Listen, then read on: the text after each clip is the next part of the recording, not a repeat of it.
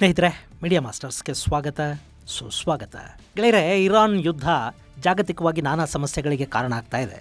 ಇಲ್ಲಿವರೆಗೆ ಹಾರ್ಮೋಜನ್ನು ಮುಚ್ಚಿರೋದ್ರಿಂದ ಜಗತ್ತಿಗೆ ಗ್ಯಾಸ್, ಕಚ್ಚಾ ತೈಲ, ರಸಗೊಬ್ಬರಗಳ ಕೊರತೆ ಉಂಟಾಗ್ತಾ ಇತ್ತು. ಆದ್ರೆ ಈಗ ಬರೀ ಗಾಡಿಗಳ ಎಣ್ಣೆ ಮಾತ್ರ ಅಲ್ಲ, ಬಾಡಿಗಳಿಗೆ ಹಾಕೊಳ್ಳೋ ಎಣ್ಣೆಗೂ ಪ್ರಾಬ್ಲಮ್ ಶುರುವಾಗೋ ಹಾಗೆ ಕಾಣ್ತಾ ಇದೆ. ಯುದ್ಧ 2ನೇ ತಿಂಗಳಿಗೆ ಕಾಲಿಟ್ಟ ನಂತರ ಜಾಗತಿಕವಾಗಿ ವಾಟರ್ ಬಾಟ್ಲ್ಗಳಿಗೆ, ಬಿಯರ್ ಬಾಟ್ಲ್ಗಳಿಗೆ, ಸೋಡಾ ಬಾಟ್ಲ್ಗಳಿಗೆ ಸಮಸ್ಯೆ ಉಂಟಾಗ್ತಾ ಇದೆ. ಇದರಿಂದ ಪಾಪ ಪಾನಪ್ರಿಯರ ಜೇಬಿಗೆ ಮತ್ತಷ್ಟು ಹೊರೆ ಬೀಳೋ ಲಕ್ಷಣಗಳಿವೆ. ಇದರ ಜೊತೆ ಬೇಸಿಗೆಯ ಬಿಸಿ ಏರಿದ ಹಾಗೆ ನೀರು ಕೂಡ ಸುಡುತ್ತೆ ಅನ್ನೋ ಮಾಹಿತಿ ಹೊರಬೀಳ್ತಾ ಇದೆ. ಇದಿಷ್ಟೇ ಅಂದ್ಕೊಳ್ಳೋ ಹೊತ್ತಿಗೆ ಯುದ್ಧ ಇನ್ನಷ್ಟು ದಿನಗಳ ಕಾಲ ಮುಂದುವರೆದ್ರೆ ಜಾಗತಿಕವಾಗಿ ಜನಸಂಖ್ಯೆಯ ಹೆಚ್ಚಳಕ್ಕೆ ಕೂಡ ಇದು ಕಾರಣ ಆಗುತ್ತೆ ಅಂತ ಹೇಳ್ತಾ ಇದ್ದಾರೆ. ಹಾಗಾದ್ರೆ ಇರಾನ್ ಯುದ್ಧದ ಪರಿಣಾಮ ಏನಾಗ್ತಾ ಇದೆ? ಇರಾನ್ ಮೇಲೆ ಭಾರತ ಎಷ್ಟರ ಮಟ್ಟಿಗೆ ಡಿಪೆಂಡ್ ಆಗಿದೆ? ಯುದ್ಧ ಅನ್ನೋದು ಜನಸಂಖ್ಯೆಯನ್ನು ಕಡಿಮೆ ಮಾಡಬೇಕು, ಆದರೆ ಇಲ್ಲಿ ಹೆಚ್ಚು ಹೆಂಗಾಗತ್ತೆ? ಬನ್ನಿ ನೋಡೋಣ.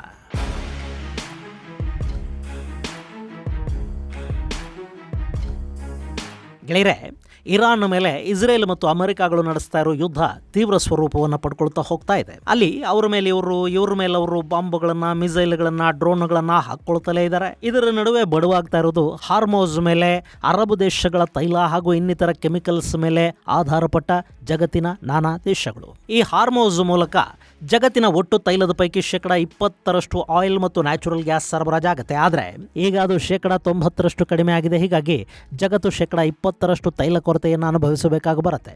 ಇದನ್ನ ಬೇರೆ ಕಡೆಗಳಿಂದ ತುಂಬಿಕೋಬೇಕು. ಡಿಮ್ಯಾಂಡ್ ಹೆಚ್ಚಾಗುತ್ತೆ. ಸಹಜವಾಗಿ ತೈಲದ ಬೆಲೆ ಏರಿಕೆ ಕೂಡ ಆಗಿದೆ. ಯುದ್ಧ ಶುರುವಾದ ನಂತರ 30% ತೈಲ ಬೆಲೆ ಏರಿಕೆ ಆಗಿದೆ. ಇನ್ನು ಭಾರತದ ತೈಲ ಹಡಗುಗಳಿಗೆ ಸ್ಟ್ರೇಟ್ ಆಫ್ ಹಾರ್ಮೋಸ್ ಅಲ್ಲಿ ಸೇಫ್ ಪ್ಯಾಸೇಜ್ ಸಿಕ್ಕಿದೆ. ಆದರೆ ಗ್ಯಾಸ್ ಹಾಗೂ ತೈಲ ಉತ್ಪಾದನೆ ಮಾಡೋ ದೇಶಗಳ ಪರಿಸ್ಥಿತಿ ಕೆಟ್ಟಿರೋದ್ರಿಂದ ಅಲ್ಲಿ ಉತ್ಪಾದನೆ, ಲೋಡಿಂಗ್ ಫೆಸಿಲಿಟಿಗಳು ದಾಳಿಗೀಡಾಗ್ತಾ ಇರೋದ್ರಿಂದ ಸರಬರಾಜು ಮೊದಲಿನಷ್ಟಿಲ್ಲ.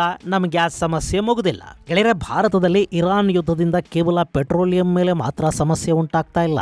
ಬದಲಿಗೆ ಭಾರತಕ್ಕೆ ಫರ್ಟಿಲೈಸರ್ಸ್ ನಿಂದ ಹಿಡಿದು ವಾಟರ್ ಬಾಟಲ್ ವರೆಗೆ, ಬಿಯರ್ ಬಾಟಲ್ ನಿಂದ ಹಿಡಿದು ಕಾಂಡೂಮ್ ಮ್ಯಾನುಫ್ಯಾಕ್ಚರಿಂಗ್ ವರೆಗೆ, ಎಕ್ಸ್ಪೋರ್ಟ್ ಬಿಸ್ನೆಸ್ ನಿಂದ ಹಿಡಿದು ಹೆಲ್ತ್ ಇಂಡಸ್ಟ್ರಿಯವರೆಗೆ ಸಾಕಷ್ಟು ಕ್ಷೇತ್ರಗಳು ಸಮಸ್ಯೆಗೀಡಾಗ್ತಾ ಇವೆ. ಮೊದಲಿಗೆ ನಾವು ಫರ್ಟಿಲೈಸರ್ ವಿಷಯ ನೋಡಿದ್ರೆ, ಜೂನ್ ನಲ್ಲಿ ಭಾರತಕ್ಕೆ ಮುಂಗಾರಿನ ಆಗಮನ ಆಗುತ್ತೆ, ಬಿತ್ತನೆ ಶುರು ಆಗುತ್ತೆ. ಈ ಸಂದರ್ಭದಲ್ಲಿ ರಸಗೊಬ್ಬರಗಳ ಅವಶ್ಯಕತೆ ತುಂಬಾನೇ ಇರುತ್ತೆ. 140 ಕೋಟಿಗೂ ಹೆಚ್ಚು ಮಂದಿ ಇರೋ ದೇಶ ಕಣ್ರಿ ನಮ್ದು. ಅದರಲ್ಲಿ 50% ಜನ ಕೃಷಿ ಮೇಲೆ ಆಧಾರ ಪಟ್ಟಿದ್ದಾರೆ. ನಾವು ನಮ್ಮ ಜನಕ್ಕೂ ಆಹಾರ ಬೆಳಿಬೇಕು, ಜೊತೆಗೆ ಎಕ್ಸ್ಪೋರ್ಟ್ ಮಾಡೋದಕ್ಕೆ ಕೂಡ ನಮಗೆ ಆಹಾರ ಧಾನ್ಯಗಳು ಬೇಕು. ಹೀಗಾಗಿ ರಸಗೊಬ್ಬರ ಅನ್ನೋದು ನಮಗೆ ತುಂಬ ಅಗತ್ಯ. ಅಂಥ ರಸಗೊಬ್ಬರದ ಇಂಪೋರ್ಟ್ ಮೇಲೆ ಈಗ ಬರೆ ಬಿದ್ದಿದೆ. ಸೌದಿ, ಕತಾರ್ ಹಾಗೂ ಇರಾನ್ನಿಂದ ಬರಬೇಕಿದ್ದ ಫರ್ಟಿಲೈಸರ್ಸ್ ಬರ್ತಾ ಇಲ್ಲ. ಇನ್ನು ಭಾರತದಲ್ಲೇ ಯೂರಿಯಾ ಉತ್ಪಾದನೆ ಮಾಡೋ ಕೆಲಸ ಕೂಡ ಆಗುತ್ತೆ. ಆದರೆ LNG ಅಂದರೆ ಲಿಕ್ವಿಫೈಡ್ ನ್ಯಾಚುರಲ್ ಗ್ಯಾಸ್ನ ಅಭಾವ ಶುರುವಾಗಿರೋದ್ರಿಂದ ಮಾರ್ಚ್ ತಿಂಗಳಲ್ಲಾಗಬೇಕಾದ ಒಟ್ಟು ಯೂರಿಯಾ ಉತ್ಪಾದನೆಯಲ್ಲಿ 8 ಲಕ್ಷ ಟನ್ನಷ್ಟು ಉತ್ಪಾದನೆ ಕಡಿಮೆ ಆಗಿದೆ. ಯಾವಾಗ ಉತ್ಪಾದನೆ ಕಡಿಮೆ ಆಗುತ್ತೋ ಆಗ ರೇಟ್ ಕೂಡ ಹೆಚ್ಚಾಗುತ್ತೆ. ಸೊ ರಸಗೊಬ್ಬರದ ಉತ್ಪಾದನೆ ಮತ್ತು ಇಂಪೋರ್ಟ್ ಮೇಲೆ ಈ ಯುದ್ಧ ದೊಡ್ಡ ಪರಿಣಾಮವನ್ನು ಬೀರ್ತಾ ಇದೆ. ಸದ್ಯಕ್ಕೆ ಭಾರತ, ಮೊರಾಕೋ, ರಷ್ಯಾ ಸೇರಿದಂತೆ ನಾನಾ ದೇಶಗಳ ಕಡೆ ರಸಗೊಬ್ಬರಕ್ಕಾಗಿ ನೋಡ್ತಾ ಇದೆ. ಜೊತೆಗೆ ಕೋಲ್ ಗ್ಯಾಸಿಫಿಕೇಶನ್ ಮೂಲಕ ಗ್ಯಾಸು, ಯೂರಿಯಾ, ಅಮೋನಿಯಾ ಹೀಗೆ ಒಂದಷ್ಟು ಪದಾರ್ಥಗಳನ್ನ ಮಾಡ್ಕೊಳ್ಳೋ ಪ್ರಯತ್ನಗಳು ಕೂಡ ನಡೀತಾ ಇವೆ. ಆದ್ರೆ ಅದಕ್ಕೆ ಇನ್ನೂ ಒಂದಷ್ಟು ವರ್ಷಗಳು ಬೇಕಾಗುತ್ತವೆ. ಸದ್ಯಕ್ಕಂತೂ ಸಮಸ್ಯೆ ತಪ್ಪಿದ್ದಲ್ಲ. ಹಾಗಂತ ರೈತರಿಗೆ ವರ್ಷ ರಸಗೊಬ್ಬರ, ಯೂರಿಯಾ ಕೊರತೆ ಆಗದೇ ಇರಬಹುದು. ಆದರೆ ಬೆಲೆ ಏರಿಕೆ ಆಗೋದ್ರಿಂದ, ಸಬ್ಸಿಡಿಯನ್ನು ಅಷ್ಟೇ ಕೊಡಬೇಕಾಗಿರೋದ್ರಿಂದ ಸರ್ಕಾರದ ಬೊಕ್ಕಸಕ್ಕೆ ಹೊರೆ ಹೆಚ್ಚಾಗತ್ತೆ.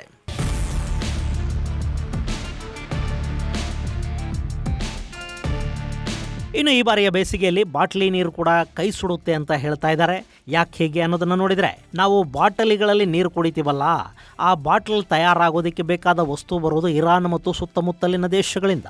ಭಾರತದಲ್ಲಿ ಈ ವಾಟರ್ ಬಾಟಲ್ ಬಿಸ್ನೆಸ್ $6 ಬಿಲಿಯನ್ ಅನ್ನು ದಾಟಿದೆ. ಸೊ ಇಲ್ಲಿ ವಾಟರ್ ಬಾಟಲ್ಗಳನ್ನು ಅಥವಾ ಇನ್ಯಾವುದೇ ಪ್ಲಾಸ್ಟಿಕ್ ಬಾಟಲ್ಗಳನ್ನು ಸಿದ್ಧಪಡಿಸೋದಕ್ಕೆ ಪ್ಯಾಲಿಥೈಲಿನ್ ಥೆರಪ್ತಲೇಟ್ ಅನ್ನೋ ಪೆಟ್ರೋಲಿಯಂ ಬೈ ಪ್ರಾಡಕ್ಟ್ನ ಅಗತ್ಯ ಇರುತ್ತೆ. ಈ ಕ್ರೂಡ್ ರಿಫೈನ್ ಮಾಡಿದ ಸಂದರ್ಭದಲ್ಲಿ ಮೂಲ ವಸ್ತು ಸಿಗುತ್ತೆ. ಆ ಬಳಿಕ ಅದನ್ನು ಪ್ಲಾಸ್ಟಿಕ್ ಟ್ಯೂಬ್ಗಳನ್ನಾಗಿ ಕನ್ವರ್ಟ್ ಮಾಡ್ತಾರೆ. ಅಲ್ಲಿಂದ ಅದು ವಾಟರ್ ಬಾಟಲ್ ಮ್ಯಾನುಫ್ಯಾಕ್ಚರಿಂಗ್ ಯೂನಿಟ್ಗೆ, ಹಾಗೆ ಬೇರೆ ಬೇರೆ ಪ್ಲಾಸ್ಟಿಕ್ ಐಟಮ್ಗಳ ಮ್ಯಾನುಫ್ಯಾಕ್ಚರಿಂಗ್ಗೆ ಹೋಗುತ್ತೆ.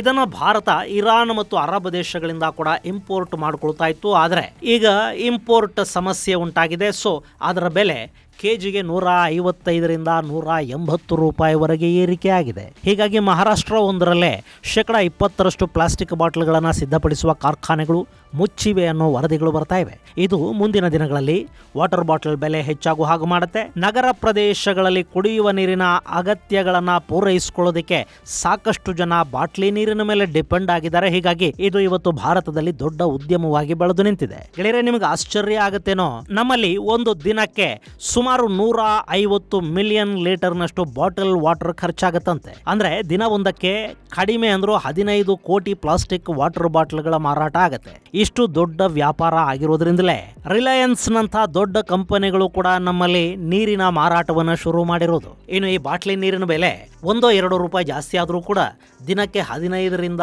30 ಕೋಟಿಗೂ ಹೆಚ್ಚು ಹೊರೆ ಬೀಳುತ್ತೆ. ಒಂದು ತಿಂಗಳಲ್ಲಿ ಸುಮಾರು 450ರಿಂದ 900 ಕೋಟಿ ರೂಪಾಯಿ ಹಣ ಜನರ ಜೇಬಿಂದ ಹೋದಂತೆ ಅಲ್ವಾ?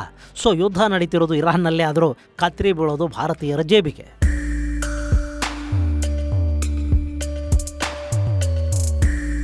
ಇನ್ನು ಬ್ರಿವರೇಜ್ ಇಂಡಸ್ಟ್ರಿ ಕೂಡ ಇರಾನ್ ಯುದ್ಧದ ಪರಿಣಾಮವನ್ನು ಎದುರಿಸ್ತಾ ಇದೆ. ಯಾಕೆಂದ್ರೆ ಮದ್ಯ ತುಂಬೋದಿಕ್ಕೆ ಬೇಕಾದ ಬಾಟ್ಲ್ಗಳನ್ನು ಮಾಡಬೇಕಲ್ಲ, ಆ ಬಾಟಲ್ಗಳ ಉತ್ಪಾದನೆಯ ವೆಚ್ಚ ಹೆಚ್ಚಾಗ್ತಾ ಇದೆ. ಗೆಳೆಯರೆ, ಈ ಲಿಕ್ಕರ್ ಬಾಟ್ಲ್ಗಳ ಲೆಕ್ಕ ಹೇಗಿದೆ ಅಂದ್ರೆ, ದೆಹಲಿಯಲ್ಲಿ ಪ್ರತಿದಿನ 11ರಿಂದ 12 ಲಕ್ಷದಷ್ಟು ಬಾಟ್ಲ್ಗಳು ಬಿಕರಿ ಆಗತ್ವಂತೆ. ಹಾಗೇನೆ ನಮ್ಮ ಕರ್ನಾಟಕದಲ್ಲಿ ವರ್ಷಕ್ಕೆ 6.88 ಕೋಟಿ ಕೇಸುಗಳು ಮಾರಾಟ ಆಗತ್ವೆ. ಹಾಗೆ ತಮಿಳುನಾಡಲ್ಲಿ 6.47, ತೆಲಂಗಾಣದಲ್ಲಿ 3.71 ಹಾಗೂ ಮಹಾರಾಷ್ಟ್ರದಲ್ಲಿ 2.71 ಕೋಟಿ ಕೇಸ್ನಷ್ಟು ಮದ್ಯ ಮಾರಾಟ ಆಗುತ್ತೆ. ಒಂದು ಕೇಸಲ್ಲಿ 12 ಬಾಟ್ಲ್ಗಳಿರುತ್ತವೆ. ಸೊ ಇಷ್ಟೆಲ್ಲ ಬಾಟ್ಲ್ಗಳನ್ನ ಬಾಟಲ್ ಕಂಪನಿಗಳು ಸಿದ್ಧ ಮಾಡಿಕೊಡ್ಬೇಕು. ಇಲ್ಲಿ ಗಾಜಿನ ಬಾಟ್ಲಿ ಸಿದ್ಧ ಆಗಬೇಕು ಅಂದ್ರೆ ಅದಕ್ಕೆ ಮರಳು, ಸೋಡಾ ಆಶ್, ಸುಣ್ಣದ ಕಲ್ಲು ಹಾಗೂ ರೀಸೈಕಲ್ಡ್ ಗ್ಲಾಸ್ ಬೆರಿಬೇಕು.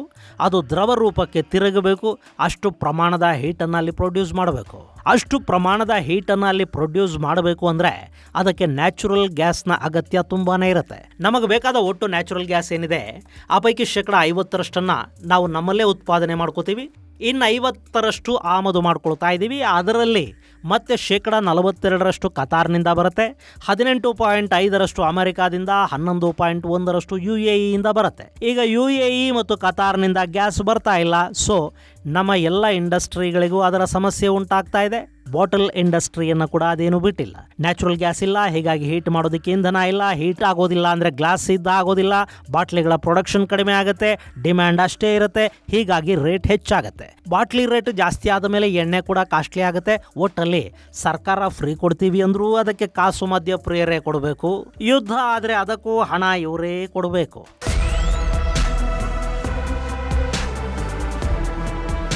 ಇನ್ನು ಈ ಯುದ್ಧದಿಂದ ಭಾರತದಲ್ಲಿ ಜನಸಂಖ್ಯೆ ಹೆಚ್ಚಾಗುತ್ತೆ ಅನ್ನೋ ವಿಚಿತ್ರ ಸುದ್ದಿಯೊಂದು ಹೊರಗಡೆ ಬರ್ತಾ ಇದೆ. ಅದು ಹೆಂಗೆ ಅನ್ನೋದನ್ನ ನೋಡೋದಾದ್ರೆ, ಈ ಯುದ್ಧದ ಕಾರಣದಿಂದ ಭಾರತದ ಸುಮಾರು 8,000 ಕೋಟಿ ರೂಪಾಯಿ ವ್ಯಾಪಾರ ನಡೆಯುವ ಕಾಂಡೋಮ್ ಇಂಡಸ್ಟ್ರಿ ಮೇಲೆ ಹೊಡೆತ ಬೀಳ್ತಾ ಇದೆ. ಅಲ್ಲಿ ಕಾಂಡೋಮ್ ಸಿದ್ಧಪಡಿಸೋದಕ್ಕೆ ಬೇಕಾಗಿರುವ ಲೂಬ್ರಿಕೆಂಟ್ ಹಾಗೂ ಅಮೋನಿಯಾದ ಶಿಪ್ಪಿಂಗ್ಗೆ ತೊಂದರೆ ಆಗ್ತಾ ಇದೆ. ಇದರಿಂದ ಪ್ರತಿ ವರ್ಷ ತಯಾರಾಗಬೇಕಾದ ಸುಮಾರು 400 ಕೋಟಿ ಕಾಂಡೋಮುಗಳ ತಯಾರಿಕೆ ಮೇಲೆ ಪರಿಣಾಮ ಬೀರುತ್ತೆ. ಅಲ್ಲಿ ಲೆಟೆಕ್ಸ್ ಅನ್ನ ಸ್ಟೆಬಿಲೈಸ್ ಮಾಡೋದಕ್ಕೆ ಅಮೋನಿಯಾ ಬೇಕು. ಹಾಗೆ ಅದರಲ್ಲಿ ಬಳಸುವ ಸಿಲಿಕಾನ್ ಆಯಿಲ್ ಏನಿದೆ ಅದು ಇರಾನ್ ಮತ್ತು ಪಶ್ಚಿಮ ಏಷ್ಯಾದಿಂದ ಬರಬೇಕು.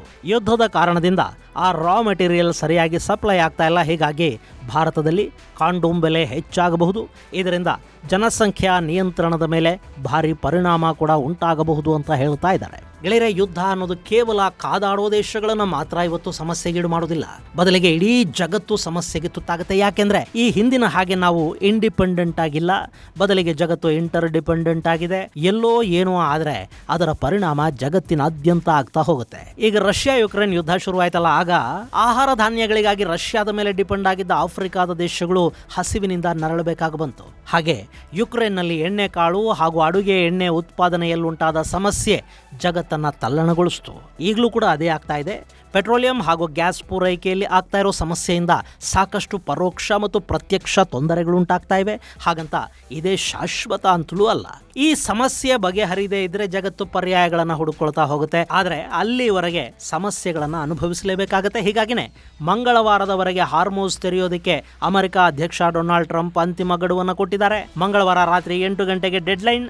ಆ ನಂತರ ಇರಾನ್ ಮೇಲೆ ಬಾಂಬುಗಳ ಮಳೆ ಸುರಿಸ್ತೀವಿ, ಅಲ್ಲಿ ಬ್ರಿಡ್ಜ್ಗಳು, ವಿದ್ಯುತ್ ಸ್ಥಾವರಗಳು, ಸಿವಿಲಿಯನ್ ಇನ್ಫ್ರಾಸ್ಟ್ರಕ್ಚರ್ ಇದೆಲ್ಲವನ್ನ ನಾಶ ಮಾಡ್ತೀವಿ ಅಂತ ಡೊನಾಲ್ಡ್ ಟ್ರಂಪ್ ಹೇಳಿದ್ದಾರೆ. ಇರಾನ್ ಕೂಡ ಸ್ವಲ್ಪ ಪರಿಸ್ಥಿತಿಯನ್ನ ಅರ್ಥ ಮಾಡ್ಕೊಳ್ತಾ ಇದ್ದ ಹಾಗೆ ಕಾಣ್ತಾ ಇದೆ. ಒಮನ್ ಜೊತೆ ಹಾರ್ಮೋಸ್ ನಲ್ಲಿ ಮುಕ್ತ ಸಂಚಾರಕ್ಕಾಗಿ ಇರಾನ್ ಮಾತುಕತೆಗಳನ್ನು ಶುರು ಮಾಡಿದೆ.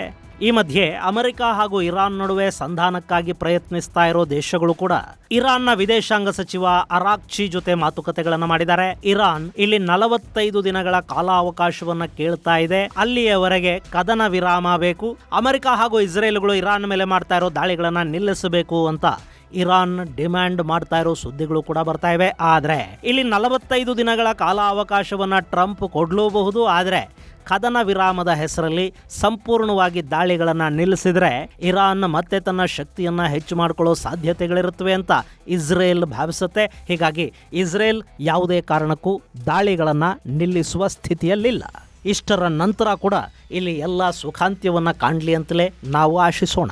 ಇದು ಗೆಳೆಯರೆ, ಇರಾನ್ ಯುದ್ಧದಿಂದ ಭಾರತದಲ್ಲಾಗ್ತಾ ಇರೋ ಸಮಸ್ಯೆಗಳ ಕುರಿತಾದ ಒಂದಷ್ಟು ಮಾಹಿತಿ. ಮುಂದಿನ ಸಂಚಿಕೆಯಲ್ಲಿ ಮತ್ತಷ್ಟು ವಿಶೇಷಗಳ ಜೊತೆ ಮತ್ತೆ ಭೇಟಿಯಾಗೋಣ.